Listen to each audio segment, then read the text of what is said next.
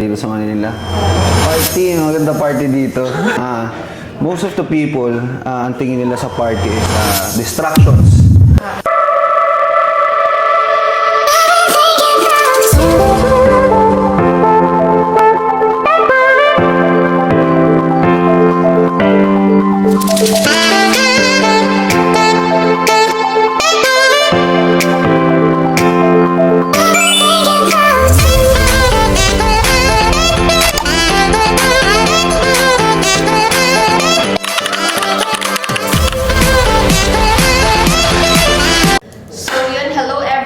Dahil wala nga kaming mapuntahan ni Boss D, and yun, pinasyalan na lang po natin ang aking kaibigan na si Sir G. Tawagin nyo na lang siya ng Sir G kasi isa siya sa Inspiring Top Distributor. So, hihingi tayo ng advice, and kahit anong klaseng advice para mas lumawak pa yung knowledge natin. And syempre, andito tayo sa Manila, kailangan natin ng mga opportunity para kumita, and yun, papakilala na natin si Sir G. Cameraman, go! Yan. Hello guys! Yan po Sir G, ang aking kaibigan. And feeling ko nakita niyo naman na po siya sa vlog ko last time kay SB. Yeah. Yun. Ang mentor natin si SB. Yeah, yun. So, hingi kami ng advice sa'yo dahil andito na kami sa Manila. Ano bang pwede naming tips dyan? Advice na dito sa Manila. Oo. Party, maganda party dito.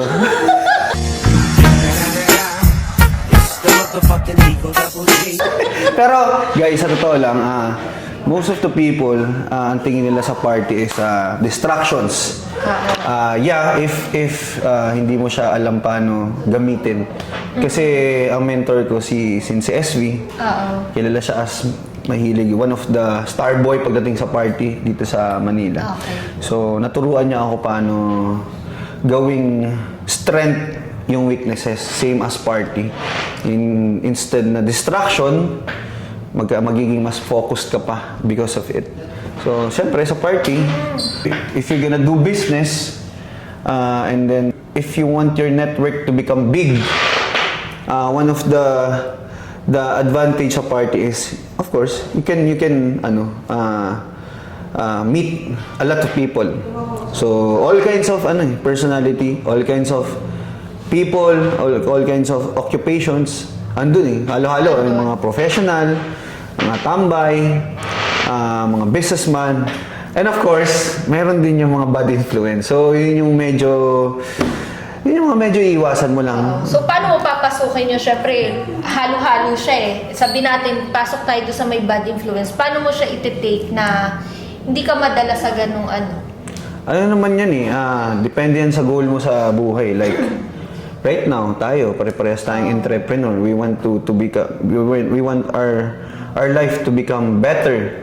So, and napuntan, once upon a time, one time in our life, may mga nagawa din tayo na syempre pagkakamali, mga kalokohan, sablay. Yes. So, marunong na din tayong kumilala kahit papaano ng mga tao. So, in just 5-minute talk, you can know people na kung ano talaga ang personality nila and alam mo na rin kung maayos ba kausap. May kita mo yan minsan sa 1 or 2 exchange nyo pa lang ng sentence, makikilala mo na yung tao. Kumbaga sa pinagdaanan mo, ramdam mo na ganito ako dati noon. So, negative na. Then, meron ka namang mamimit na, ito yung gusto kong maging.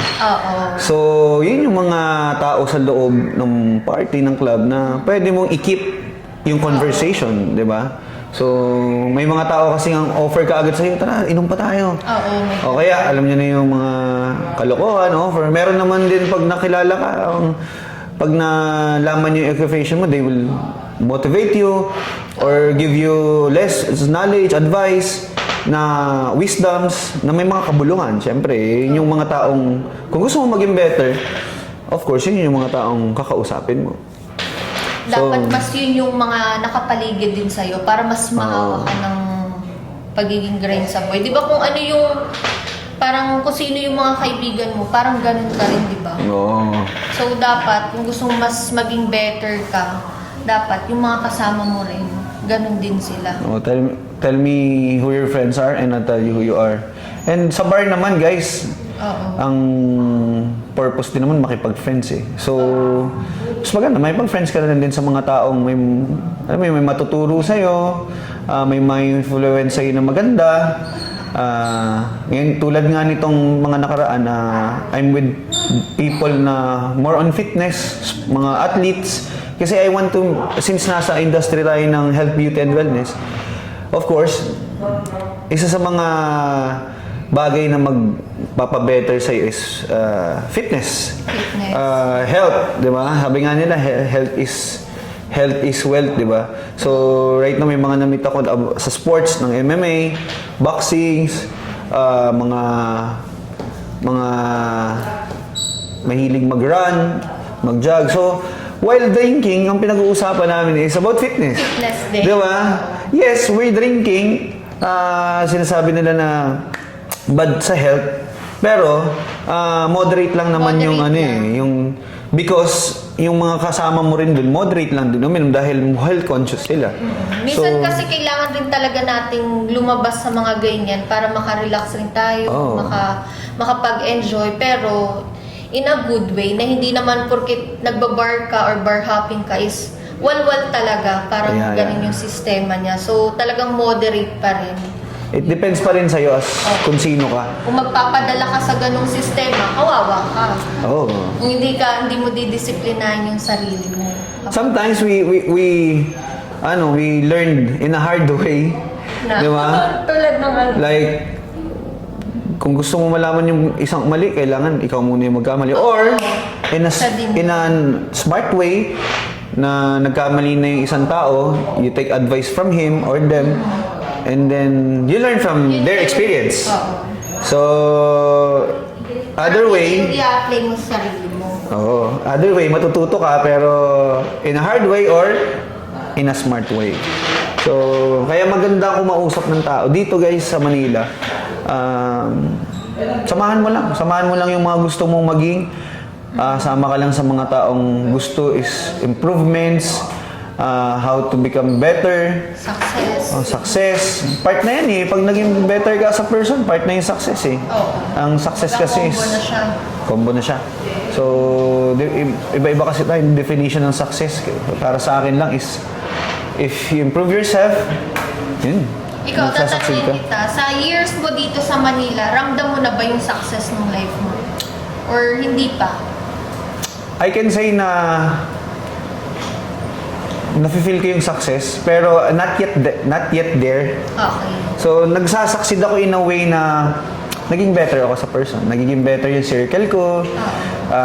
Of course, ang sarap din sa success is you make other people make themselves better. Diba? You inspire other people to do the same. Doon pa And- lang parang unfeel mo Yes. na yun yung pagiging success. Yung success, may mga tao kasi na iniisip nila success about only money, fame, para sa akin kasi malawak eh. Marami eh. Like, Halo-halo siya eh. Paano So, kasi kung ang definition ng success is money, marami pwedeng gawin. laging meron mas better sa'yo, mas mayaman sa'yo.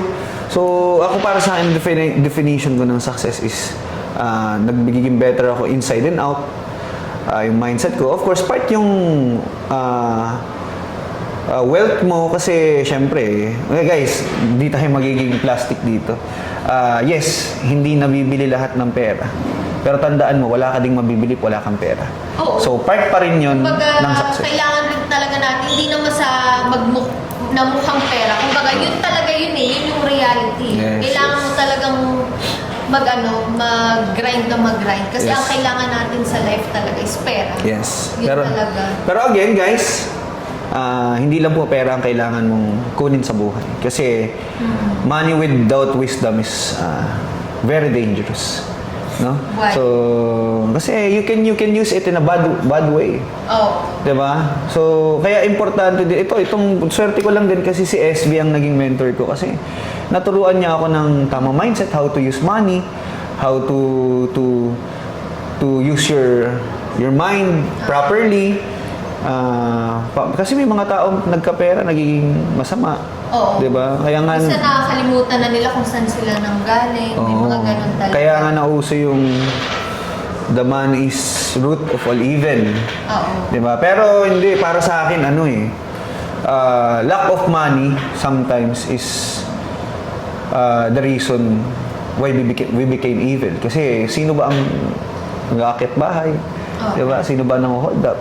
Kaya Diba? mas believe ako na mas humble pa yung mga yung yumaman na galing talaga sa work hard talaga. Kasi ramdam nila yung hirap eh. Hirap. Unlike sa easy money, dun feeling ko sa easy money, dun nag-start yung pagiging evil mo sa pera. Fast money will build you ego. Oo. Unless you're surrounded with people na with good mindset, with humility, diba? Like SB, diba? Pagka nakasama mo siya, hindi lang pera makukuha mo sa kanya eh. It's about more on humility, help other people. Kasi yun naman yun eh, pay it forward like tayo. Alam mo naman yung story ko, galing ako sa wala. Ito si From Jane. scratch talaga. From scratch, umangat, and then nakita niya ulit bumagsak. Oo. And then bumounce back. So, Dito, andyan pa rin. Talagang laban pa rin talaga eh. yes, guys, yung material things, it will come and go. Yes. Pero yung Exactly. mindset mo, nasa iyo yan yung hindi matatanggal sa ng kahit sinong tao. Oo. Kumbaga yun yung kayamanan na hindi mananakaw. Oo. Parang yung sabi ng mga magulang natin, ang pera nawawala o nananakaw yan, pero yung talino mo, hindi yan mananakaw ng kahit sino man. Oo, yung Hindi yan kaalaman, magagamit. Oo. yung education. Kaya yung mga nanonood dyan guys, mag-aaral kayo mabuti. Kasi mas magiging madali ang buhay pagka nag-aaral ka. Ako kasi medyo hindi ako magaling sa school before. Pasaway ako, hindi ako nag-aaral lang mabuti. Although nakatapos tayo ng culinary arts, pero after nun kasi, nag-aaral ako ulit, pero hindi na natapos because napunta na ako sa business. Oo, yun Diba? yung pinasok mo. Oo, kasi that time yung family ko nagsastruggle na. I need to support myself. So, hindi naman tayo nabiyayaan ng mayamang pamilya. So, kaya kailangan ko. Pero, sa mga nanonood dyan na kaya kayong paaralin ng magulang nyo, tapusin nyo yan. Importante yan. Kasi mas magiging easy ang buhay. Kasi pag nakagraduate ka, pwede ka mag-work. At the same time, pwede ka magnegosyo. Oo, tsaka Diba? sa panahon ngayon, talagang ina-ina yung pagninegosyo eh. Yun talaga pag Yun ninegosyo. na ang iba na talaga eh. Pero nung first na nakausap ko si SB pala, ang pinaka tumatak sa isip ko na gustong-gusto kong sinabi ni SB na mahirap tumulong kapag yung sarili mo hindi mo pa natutulungan. Tama. Diba? Ang hirap magbigay ng tulong kung yung sarili mo wala pa eh. Wala pa. Talagang yun, isa yun sa tumatak sa sa isip ko. Kaya medyo nakarelate ako sa ganun. Ito yun. Yun ang tinuro niya sa akin. Sabi niya, kasi nung nakausap ko siya, sabi ko gusto ko po makatulong sa magulang. Turuan kita ng technique. Ang gawin mo, tulungan mo muna sarili mo. Yun nga. Pag natulungan mo sarili mo, that's the time makakatulong ka na sa iba. And ang saya kasi dito sa company namin, after ko maging one of the top earners, top distributors, you can see my parents na top earners din. Oo, diba? So, ang saya guys kasi pag totoo yung pag nagawa mo sa sarili mo, you can do it again and again. Kaya yung iba na nanonood dyan na gusto mong matulungan ng magulang mo, minsan binubuhos mo na ang lahat sa kanila na tipong wala ka na makain. Alam nyo guys, unahin mo muna sarili mo. Hindi yun madamot eh. Kasi pag naiangat mo ang sarili mo at na-establish mo ang sarili mo, nasa taas ka, pwede mo silang hilahin paakyat eh. Mahirap kasi yung ang unahin mo sila. At saka minsan Mahirap iangat iangat pag nasa baba ka. At pag hinila mo na sila, madali na. Yes. Diba? At mahirap din tulungan ng taong ayaw naman magpatulong. Yun, Diba? mismo, nakuha mo din. Ganun din. Mahirap tulungan yung tao na hindi rin siya kumikilos. Oo, tama. Kasi ang pagtulong kasi, once lang yan. Tulungan mo lang, bigay mo yung pinaka-full na tulong sa kanya. Pero pag nakikita mo, umaasa na lang siya sa tulong, wag na, out na. Kasi parang hindi niya rin tinutulungan yung sarili niya. Yeah. Ako guys, more on tulong ako sa mindset more kesa sa financial. Kasi mas tuturuan na lang kitang humanap ng pagkain kesa bigyan kita ng pagkain. Kasi pag binigyan lang kita ng binigyan ng pagkain at wala na ako, paano ka nakakain? Oo, kaya at least Diba?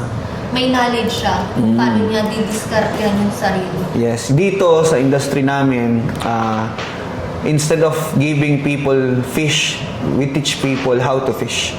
So, ang maganda doon, even though wala kami, they will survive. And ang masarap minsan, they pay it forward. Since naturuan namin sila, natuto sila, natuturo din nila sa iba. Na share din nila yung ano nila. Oh, if you guys come to think of it, if ang tao is magiging ganun, ituturo sa iba, din yung tuturuan nila, ituturo din sa iba, mas konti ang magiging mahirap, mas konti ang magiging problema. Diba? So yun ang nagiging doing ng iba eh. Na akala nila tinutulungan nila yung tao by just giving and giving and continuous giving. May mga kilala nga akong OFWs eh, na binigay nila ang lahat sa pamilya nila at umuwi sila ng matanda, pagbalik nila parehas walang ipon. Wala. And then na-realize nila, I'm too old to na bumalik sa abroad. Magtrabaho ulit. Huli na lahat. Kaya marami kaming napauwi dito ng mga OFW na nag-stay na dito for good at kumita na ng malaki. Kahapon lang may event kami kahapon, isang OFW na hirap na sa buhay sa abroad. O ngayon dito milyonarya siya. Sabay kami, bumili kami ng sasakyan, sabay kami ng hybrid. Yun nga eh. So yun, parang inaantok na si Boss D. May natutunan ka ba? Maganda yung topic niyo. Talagang reality siya. Makapagdadaan sa buhay at posible na Ikaw, anong experience. share thoughts mo naman? Yung Relate ako sa mga advice at sa mga experience ni Sir G kasi tama naman yung sinabi niya na surround yourself with people na talagang yung mga successful. Syempre, mahahawa ka na, di ba bro? Ang gusto mong maging. Kung gusto mong maging successful, sama ka na sa mga tao successful. Kasi makukuha mo yung ginagawa nila, yung mga kung paano nila nagawa yun. Kaya, maging open ka lang for, di ba, mas learning, willing kang matuto. Oo, tama. Malaki ang nagagawa ng willingness sa buhay. Kasi, yung willingness kasi, bro, nag-work lahat if meron ka nun. Parang desidido ka talaga yung may ganun ka attitude, discipline, ganun. And then, ano pa? Basta maganda yung mga advice, lalo na sa pagiging, ano ba yung sinabi mo kanina? Yung success mo, hindi lang About money. About money. Malawak siya. Malawak ang pagiging success para kay Sir G, which is yun nga, nadadami niya ibang tao sa circle niya na nagagawa mo yung mga maging better version nila. Yes. So, maganda yung mga payo at nakakarinig din ako doon na kung gusto kong maging katulad ni Sir G na maging ganun klaseng katulad niya, hindi sama-sama lang tayo sa kanya. isa din sa nagustuhan ko na sinabi ni Sir G na yung parang yung gustong niyang ibigay na tulong is sa mindset, hindi sa Financial. Kasi totoo yun kung bibigyan mo lang ng financial, malaking tulong yun sa ngayon. Pero kung maubos na yun, magamit nila, nasa sa kanya kung paano niya ginamit yun. Kaya unlike pag binigyan mo ng tinuruan mo sa mindset, kung paano niya ulit kikitain or paano siya kikita, alam niya na, di ba? Ulit-ulitin na lang niya, marunong hanggang sa natuto na siya, di ba? Di na siya ulit manghihingi sa iyo ng financial kasi tinuruan na ni Sir G ng diskarte. Yun talaga yung diskarte talaga. Diskarte. Magandang ipamana mo. Tsaka talagang mga tamang tao, guys. Especially dito sa Manila. Daming distraction. This is a very dangerous place for people na easy-go-lucky, walang alam. So, I hope yung mga pupunta dito guys, you'll find the right people. And kung ayaw mo na maghanap, andito lang kami. Message nyo lang kami. Gawin with Boss D, Jenny, and ako. Ano namin kayo, dali namin kayo sa liwanag. Yan ang buhay. Tsaka, yan ang ano sir, ano lang din ako, God, grateful lang din ako sa buhay kasi of all people na magiging parang family ko dito sa Manila is napunta ako kay Kuya Sam Versosa. So, siya pa sa dinami-dami. Sa dami-dami. Diba? Yung talagang gusto kong maging. Gusto kong bata, maging successful, makatulong sa ibang tao, and yung with humility, with the heart. Kasi lumaki ako sa ano bro ano talaga ako, minata nung mga teenage life ko, pag may nililigawan ako. Pag wala kang pera guys, mamatahin ka. So, tumatak sa isip ko na if one day I will become successful, basta tao ka, ang tingin ko sa'yo may potential. Kasi galing ako dun eh. Ako pala yung dating... Ikaw yung nasa sitwasyon. Oo, ako yung dating talagang walang-wala na ang tingin sa akin, walang mapapala. And look, what life can give you if you believe in yourself.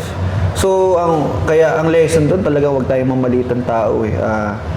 In just a snap, pwedeng may magbago eh. Pwedeng may mangyari if magiging willing yan, ayusin ang buhay niya. Na Diba? hindi huli ang magbago. Oo, it's never too late. Too late. Late lang siya pagka hindi mo sinimulan. Diba? Delay. Ang buhay guys, unli reset po. No? If you, hanggang humihinga ka, unli reset yan. May pag-asa. Walang bayad. Walang bayad. For example ngayon, sobrang lala na nangyari sa'yo today, pero bukas, nagising ka, reset lang. Baguhin mo naman yung ginawa mo para din Try and try until you succeed. Adjust, analyze, and try and try. Kasi ang mga successful people, maraming beses din nag-fail yan, di ba? Oo. Talagang mas marami silang natutunan dahil sa pagiging failure nila, kaya sila naging successful. Yes, and brother, some people, kaya sila natakot magsimulang ayusin ang buhay nila, simulang sa first step, kasi natatakot nga sila mag-fail. Na guys, kakambal yun eh, failure at success. If you say na you don't want to fail, parang sinabi mo na rin na ayaw mo mag-succeed. Kasi magkakambal yun eh, magkadikit yun. Gets nyo? For order to you to succeed, you must fail. Diba? Ang success, na-invento siya because after failure, Success. nagtuloy ka pa din. Kaya mo siya nakuha. Doon na papasok yung success. Hindi kasi matatawag yung success na first try mo, successful ka kaagad. Kahit wala pa akong nakitang taong nanalo ng hindi natalo. Even Floyd Mayweather, you think 50-0 siya? Hindi, natalo siya sa amateur niya, umiyak pa nga siya. Di ba? For you to succeed, you must fail. Kasi doon ka matututo eh. Di ba? Tsaka need mo ma-experience yung mga ganung bagay. Yung kailangan mo maranasan ng mahirapan, magkamali. Kasi doon mo matututunan kung paano mo babaguhin. Paano ka mag-a-adjust? Paano ka mag-a-adjust. So, failure talaga isang way para maging successful. Diba nung bata tayo, naalala nyo, may mga laruan tayo ng yung pinapasok, circle, triangle, star. Naalala nyo, pinapasok mo yung triangle sa star, hindi pumapasok. O hanggang kumuha ka ulit, nakuha mo yung star, pumasok. Bata ka pa lang, nag-fail ka na eh. Guys, if you'll think about it, bata pa lang tayo, natututo na tayo sa failure. Kaya, wag kayong matatakot mag-fail. Kasi diyan ka talaga mag-grow. Diyan ka matututo. Diba? Sa kada fail mo, yan rin ang nagpapastrong sa'yo, hindi lang success. Kumbaga, mas inaano ka pang, mas lalo kang maging strong. Yes. Para pumunta ka sa pagiging successful. Oo, tsaka hindi ka na back to zero. Once mag-fail ka, may experience ka na. So, meron ka ng idea, parang sisimulan mo na ng may knowledge ka na.